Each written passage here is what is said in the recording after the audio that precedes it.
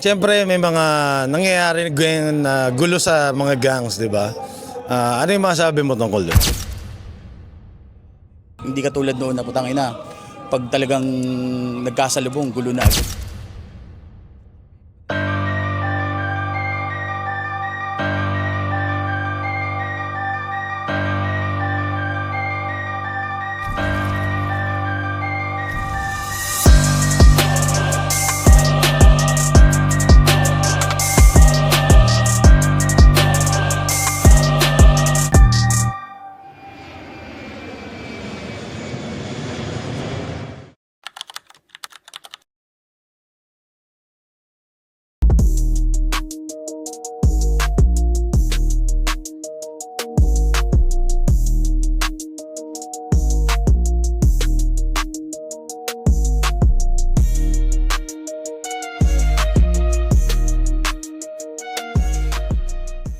Yo, it's your boy Righteous 117 Mobs and this is Street TV. Siyempre may kasama tayo. Isa to sa pinakamalaki at pinakamabigat. Siyempre, pakilala ka tol. Yo, ako nga pala si Jay Veterano, Tansa Hood, Velasquez Pride. Yun, siyempre ambush interview to tol. Okay, tol. Nakabahan ako dyan, So may tanong tayo. Ano yung dahilan mo? Bakit ka pumasok sa gang? Siguro way back 2008, pumasok ako sa gang. Siyempre kaputukan. Tropa. Siyempre pangalawang pamilya.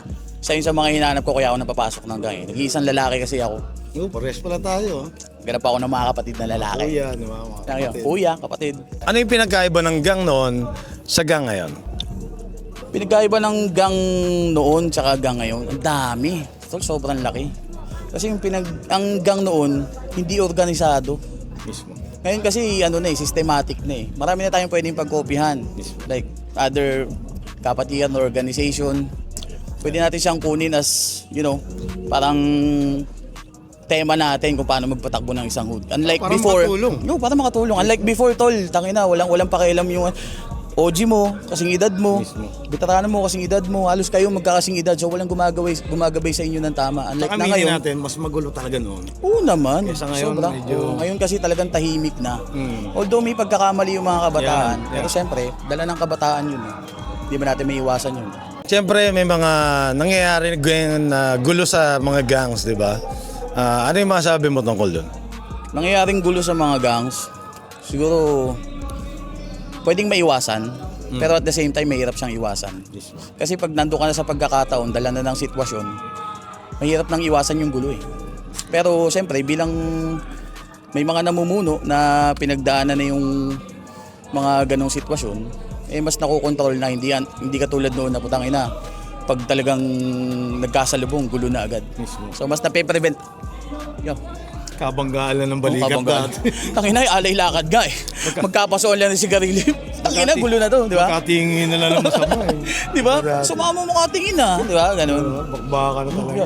Masasabi mo ba ngayon na talagang nasa peace side na yung mga gang ngayon at maliban sa TBS, sa iba pang gang, sa mga iba pang brotherhood, di ba?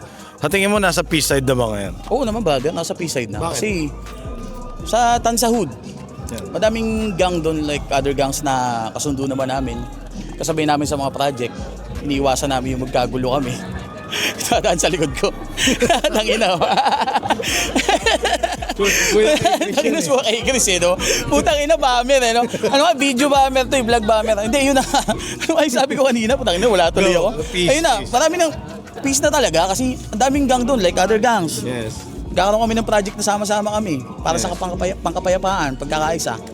Nakikita ko may mga feeding program pa rin kayo. Oo naman, di ba? Wala namang problema yun eh. Kapatiran, gang, so kahit ano pang organization niya, wala naman, hindi naman nauso yung talagang pag gantong gang ka, away eh. Hindi na ganun. Hindi na uso yun. Paggawa na ng pera. Yan talaga ngayon. Diba? Pera lang. Paramihan ng pera. Kasuhan. Joke lang. Bilang tatay dito siyempre sa pagiging OG sa mga homeboys, di ba? Siyempre. Ano masasabi mo sa mga bago na gusto pumasok sa gang? Masasabi ko sa mga bago na gustong pumasok sa gang, isa puso nyo. Huwag lang kayong dumaan sa hype. Kasi pag dinaan nyo lang sa hype yan, hindi nyo maisa sa puso yung TBS or kung anong gang yung gusto nyong pasukan eh. Dapat nasa puso, siyempre nasa isip. Yun lang. Ano masasabi ko? Anything na gusto mo i-promote? Music, events, projects? Siyempre, gusto ko i-promote yung bagong business ngayon, Hype District. Yan. Siyempre, Etivac Barbers, Yan. Etivac Tattoo Studio, Etivac Ink Show, at kung ano-ano pang business ko dyan na pwede nyo pasukan. From Etivac, Etivac, siyempre, Etivac. Velasquez Pride, ano na. Better